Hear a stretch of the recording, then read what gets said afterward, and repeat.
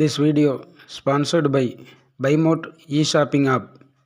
அனைவருக்கும் ஆரூர் புகழேந்தியின் அன்பு வணக்கங்கள். நாம் நம்மளுடைய யூடியூப் சேனலில் தொடர்ந்து நிறைய கதைகளையும் உண்மை சம்பவங்களையும் பார்த்துட்ருக்குறோம். அந்த வகையில் இன்றைக்கி பெருமாளினுடைய ஒரு அவதாரமாக கருதப்படக்கூடிய கண்ணன் அவதாரத்தில் நடந்த ஒரு சம்பவத்தை தான் பார்க்குறோம். உங்களுக்கெல்லாம் தெரியும், கண்ணன் அவதாரத்தில் கண்ணன் என்ன பண்ணுவார் அப்படின்னா, வெண்ணெயை திருடி சாப்பிடுவதை தன்னுடைய குழந்தை பருவத்தில் அதையே தன்னுடைய வேலையாக வச்சுருப்பார். அதனால் டெய்லி என்ன பண்ணுவார் அப்படின்னா, அவங்க வீட்டில் இருக்கக்கூடிய வெண்ணெயை திருடி திங்கிறதுக்காக ஒரு முயற்சி பண்ணுவார். அந்த முயற்சியில் அவர் வெற்றி பெற்று அந்த வெண்ணெயை திருடி திங்கிறது தான் அவருடைய பொழுதுபோக்காக இருந்தது. இந்த வெண்ணெயை திருடி திங்கிறதை எப்படியாவது தடுக்கணும், வெண்ணெயை திருடி திங்கும்போது கண்டுபிடிக்கணும்னு சொல்லி கண்ணனுடைய அம்மா என்ன பண்ணாங்க, அந்த வெண்ணெயினுடைய பானைகளையெல்லாம் வீட்டினுடைய மேல் பக்கத்தில் ஒரு பரண் அமைத்து அந்த பரனில் வச்சுட்டாங்க. இவர் அப்போவும் என்ன பண்ணார் அப்படின்னா, அந்த பரண் மேலே ஏறி வெண்ணெயெல்லாம் எடுத்து திருடி தின்னுட்டு இருந்தார். இவர் மேலே ஏறினா காட்டி கொடுக்கறதுக்காக கண்ணனுடைய அம்மா என்ன பண்ணாங்க, ஒரு நாள் ஒரு மணியை கட்டி வச்சுட்டாங்க. இவர் பரண் மேலே ஏறினா அந்த மணி என்ன பண்ணும் அப்படின்னா கடகடன்னு அடிக்க ஆரம்பிச்சிடும். அவங்க அம்மா எங்கே நின்னாலும் ஓடி அந்த வெண்ணெயை திருடாத அளவுக்கு இவங்க கண்ணனை பிடிச்சி கீழே இழுத்துருவாங்க. அதனால் அந்த கண்ணன் என்று சொல்லக்கூடிய கடவுள் ஒரு நாள் என்ன பண்ணார், அந்த மணிக்கிட்ட ஒரு ஒப்பந்தம் போட்டுக்கிறார்.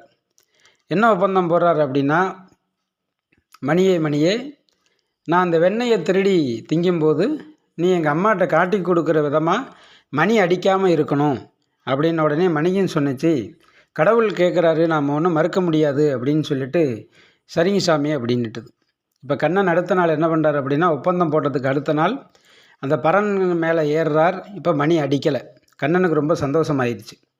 நேராக பரண் மேலே ஏறி உட்கார்றார். அப்பையும் அந்த மணி அடிக்கலை. கண்ணனுக்கு ரொம்ப குஷியாகிட்டார். அதுக்கப்புறம் பார்த்திங்கன்னா, அந்த பானையில் வெண்ணெயினுடைய பானையில் கொண்டு போய் கையை வச்சு இந்த வெண்ணெயை அள்ளுறார். அப்பையும் மணி அடிக்கலை. கண்ணனுக்கு ரொம்ப மகிழ்ச்சி. அப்பாடா, அம்மாவுக்கு தெரியாமல் எப்படியாவது வெண்ணெயை திருடி தின்னலாம் அப்படின்னு அந்த பானையில் கையை விட்டு அந்த வெண்ணெயை அள்ளுறார். அள்ளின உடனே என்ன ஆகுது அப்படின்னா, வாய்கிட்ட கொண்டு போய் சாப்பிடுவதற்காக போகிறாரு. அந்த நேரத்தில் கடகடன் மணி அடிச்சிருச்சு. கடகடன் மணி அடிக்கிற சத்தம் கேட்டு கண்ணனுடைய தாய் ஓடி பார்க்குறாங்க. கண்ணன் வெண்ணையும் கையுமா உட்காந்துருக்கிறாரு. அவரை பிடிச்சி கீழே இழுத்து திரும்ப அடிக்கிறாங்க.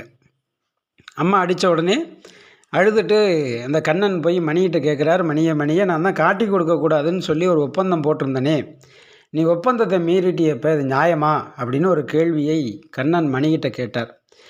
உடனே மணி சொன்னது, கடவுளே, உன்னை காட்டி கொடுக்குறதா இருந்தால் நீ பரண் மேலே ஏறும்போதே நான் மணி அடிச்சிருக்கலாம். பானையில் கொண்டு போய் வெண்ணெய் அள்ளும்போது மணி அடிச்சிருந்துருக்கலாம். ஆனால் நீ அந்த வெண்ணெய் அள்ளி வாய்க்கிட்ட கொண்டு போகும்போது தான் நான் என்னையே அறியாமல் மணி அடிச்சிட்டேன் அப்படின்னு சொல்லி அதுக்கு ஒரு விளக்கத்தை மணி சொன்னது. இந்த மணி என்று சொல்லக்கூடிய அந்த பொருள் படைக்கப்பட்டது எதுக்கு தெரியுமா? ரெண்டே விஷயந்தான். ஒன்று, கோயில் கருவறைக்குள் தெய்வத்திற்கு தீப ஆராதனை காட்டுகின்ற போது மணி அடிப்பாங்க. ரெண்டாவது, தெய்வத்திற்கு நெய்வேத்தியம் படைக்கும்போது மணி அடிப்பாங்க.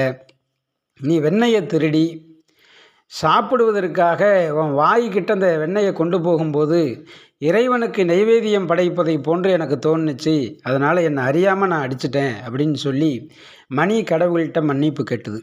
என் அன்பான நண்பர்களே, இந்த கதையிலிருந்து நாம் ஒரு விஷயத்தை தெரிஞ்சுக்கலாம். என்ன அப்படின்னு கேட்டிங்கன்னா, சாதாரணமாக ஒரு மணி படைக்கப்பட்டிருப்பதற்கு ஒரு நோக்கம் இருக்கிறது என்றால், மனிதர்களாகிய நாமெல்லாம் படைக்கப்பட்டிருப்பதற்கு கண்டிப்பாக ஒரு நோக்கம் இருக்கும்.